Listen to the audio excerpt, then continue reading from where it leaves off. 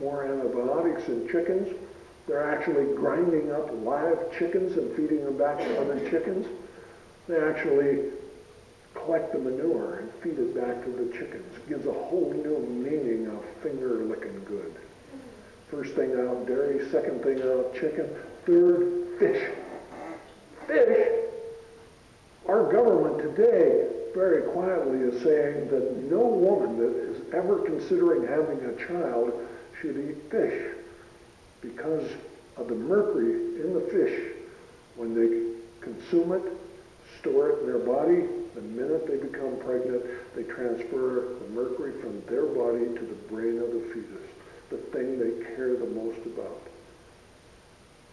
And they ended up with Jacques Cousteau, and they asked him, and they said, Jacques, do you eat fish when you come to the United States? He said, I would never eat a fish that was caught within 500 miles of the United States. Our fish today are so contaminated that they ought to be a toxic dump site. And whether we're talking about those that are caught in the wild or those that are farm raised, where they actually have to dye the meat so that it has a pink color, because if they don't, it's dirty gray and nobody will eat it. First thing out, dairy. Second thing out, chicken. Third, fish. And if you're going to do it, take all of the meat out of your diet. Today, the swine producers are in Washington, D.C., trying to get them to change the name of the swine flu because the sale of pork has dropped off the edge of the table. If you had any idea of what those pigs would eat and do eat, you wouldn't get within 100 miles of them. So think about what you're doing. Before you try to educate somebody else, ask yourself about educating yourself, about walking your talk, about educating people with what you do and not what you say. We educate a lot more people when they see what we do than what they ever learn from what we say. I go around and I talk to people about, it's not about being perfect.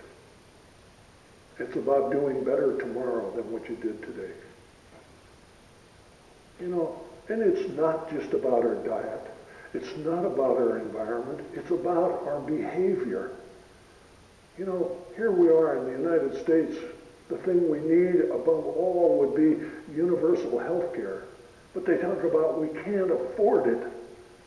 If we took a pittance of the money that has been spent in Iraq, we could have every American today having the same health care as the members of Congress have. And so it's about making up your mind. What's your future going to be like?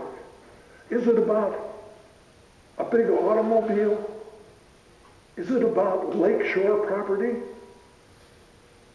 Or is it about a planet that we would be pleased to see our offspring raised on? 1944, St. Matthew's Island, up off of the coast of Alaska. We had a small military detachment on this island, and they weren't sure that they would always be able to supply them with food. And so they brought 29 reindeer, and they put them on this island of 138 square miles that was like the Garden of Eden for those reindeer. No predators. They brought them in 1944. 1945, at the end of the war, they took the detachment off, never had to harvest any of those deer. 1964, there were 6,000 fat, sleek reindeer on that island of 138 square miles. 20 years later, there was not one reindeer left alive. because they could not live within the environmental restraints of their environment. That's exactly where we are today. When you see Easter Island and the big stone monument sitting on the beach, and not one surviving person from the society that carved those stone monuments, and asks himself the question. It was like the Garden of Eden. They had trees, boats, fish, food, but their stature was the bigger the rock monument, and cutting down the trees and skidding them down and standing them up on the beach, the greater the size of the monument, the greater your stature that you have. But there were some stowaways that came to Easter Island. And the stowaways were rats. And they really didn't care about the rats because the rats were not eating the human food. They were surviving on the nuts from the palm trees. And all of a sudden, they're cutting down the trees to skid these large monuments up, and they look around, and there are no new trees growing. Did they stop what they were doing? Did they tend some of the trees for the future? No. It was too important to have the stature of a large monument. And they ended up, and the trees disappeared. Without the trees, there were no boats. Without the boats, there were no fish.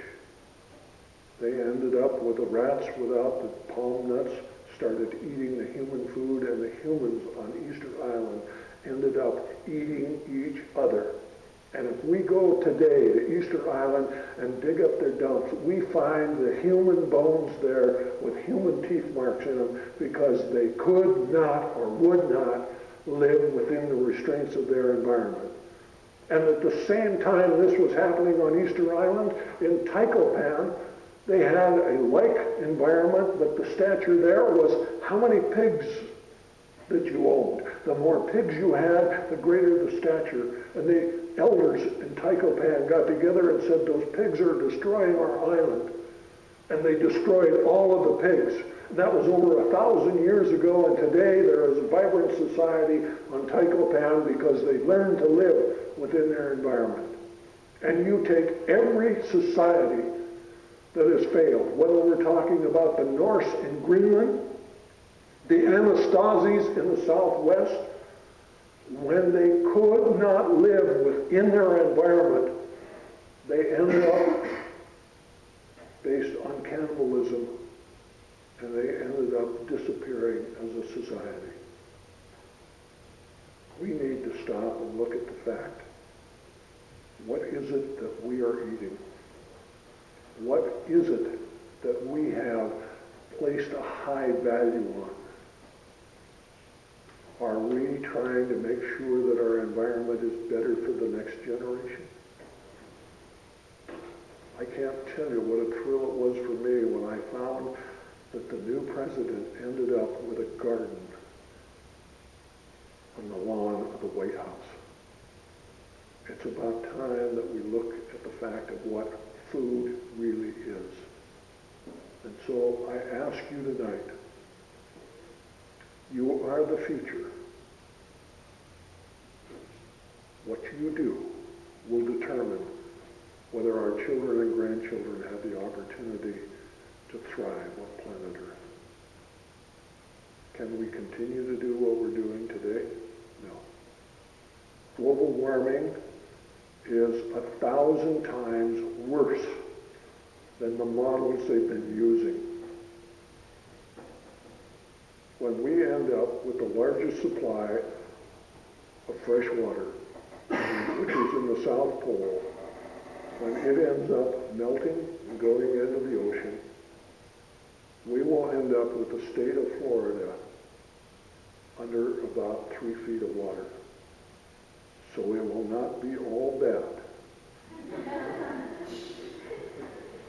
Not only do they not boat right, they can't count the doggone boats after they do it.